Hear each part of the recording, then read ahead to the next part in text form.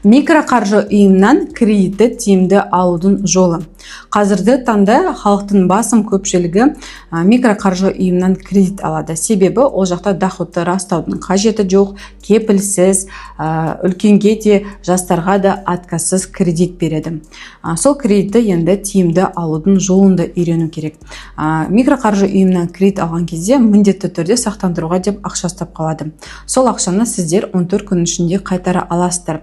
Қанша ақша ұстады, оны сіздер жаңағы микроқаржы ұйымнан кредит алатын кезде приложениенің ішінде келісім шарт тұрады. Сол келісім шартта жаңағы сақтандыруға деп салған ақшаның суммасы тұрады, мерзімі тұрады.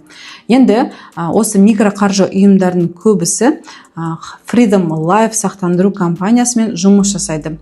Яғни сіздердің сақтандыруға деп салған ақшаны Freedom Life сіздерге қайтарып береді.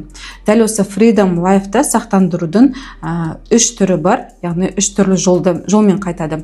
Біріншісі ол 14 күн ішінде. Яғни сіздер кредит аласыздар, 14 күн ішінде сақтандыруға деп салған ақшаны толығымен қайтарасыздар. Көбінесе 10% ұстап қалып жатады.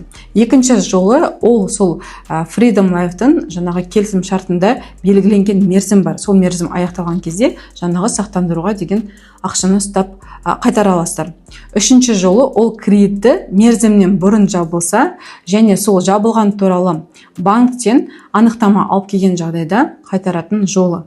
Яғни осы әдістерді білу арқылы сіздер микроқаржы ұйымнан кредитті тиімді алатын боласыздар. Осы видеомды барынша көпшілікке таратыңыздар, ол кісілерге де өте пайдалы болсын. Мен каналыма тіркеліп қойыңыздар.